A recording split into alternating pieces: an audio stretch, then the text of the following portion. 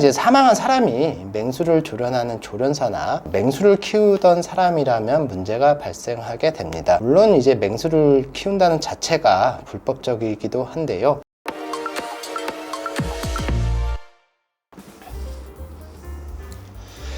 안녕하세요. 부부 손해사정사입니다. 간혹 맹수가 우리를 탈출해서 사람을 공격하여 사망하였다는 기사를 본 적이 있으실 겁니다. 이 경우 이제 보험회사로부터 사망보험금 지급에 관하여 문제가 없는지 살펴보도록 할 건데요. 결론부터 말하면은 상해 및 재해사망보험금을 지급받는 데는 큰 문제가 없습니다. 왜냐하면 맹수에 의하여 사망을 피보험자가 의도하였다고 볼 수가 없고, 갑작스럽게 맹수에게 공격을 당했으며, 맹수는 이제 신체 외부의 원인이잖아요. 그렇기 때문에 급격성, 우연성, 외래성을 모두 충족해서 상해 및 재해사망보험금을 지급받는 데 큰 문제가 없습니다. 그런데 이는 일반적인 경우입니다. 만일 사망한 사람이 길을 가던 행인이나 동물원에 관광을 하러 가서 발생을 했다라고 한다면은 재해나 상해 사망보험금을 받는데 아무런 문제가 없는데요. 하지만 이제 사망한 사람이 맹수를 조련하는 조련사나 맹수를 키우던 사람이라면 문제가 발생하게 됩니다. 물론 이제 맹수를 키운다는 자체가 불법적이기도 한데요. 보험 계약에 있어서 본인의 직업을 사실대로 알려야 하는 고지 의무 및 통지 의무라는 것이 있습니다.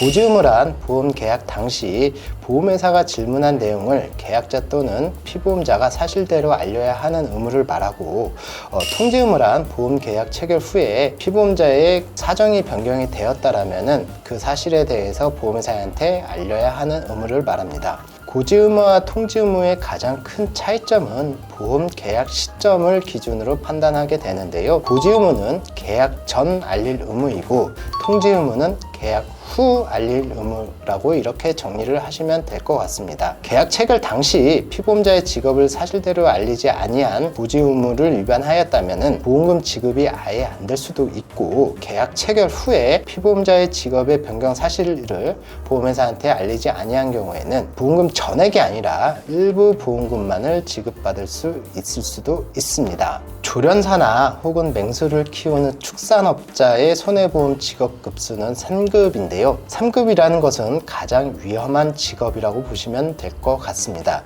1급은 가장 안전한 직업을 말하는데요. 사무직의 경우에는 안전한 직업이므로 1급에 해당하게 됩니다. 직업과 관련해서 보험에서 고지 의무 및 통지 의무를 두고 있는 이유는 직업에 따라서 사고 발생 확률이 높아지기 때문에 보험회사가 이를 구분하여 보험료 및 보험금을 책정하기 위함입니다. 그런데 가입 당시 축산업이나 조련사로 근무하고 있었음에도 불구하고 사무직에 종사한다고 허위로 고지를 하여 보험계약을 체결하였다면 맹수에 의해서 사망을 하였을 경우 고지 의무 위반이 되어 사망보험금을 지급받지 못하게 됩니다. 그리고 실제 가입 당시에 사무직에 종사하였으나 보험 가입 후 직업이 조련사나 축산업자로 변경되었음에도 불구하고 보험회사한테 이를 알리지 아니하였다고 한다면은 맹수에 의하여 사망하였을 경우 보험회사로부터 사망보험금 전액이 아니라 일부의 보험금만을 지급받는 것이 원칙입니다. 이처럼 맹수에 의하여 다치거나 사망하였다면은 보험금 지급에 있어서 원칙적으로는 크게 문제가 되지는 않기는 하나, 고지 의무 및 통지 의무 위반에 해당하여 보험금을 못 받거나 혹은 일부만 받을 수 있기 때문에 이 점은 꼭 유념하시기 바랍니다. 제가 준비한 내용은 여기까지였고요. 좋아요, 구독, 알림 설정 부탁드리도록 하겠습니다. 예, 감사합니다.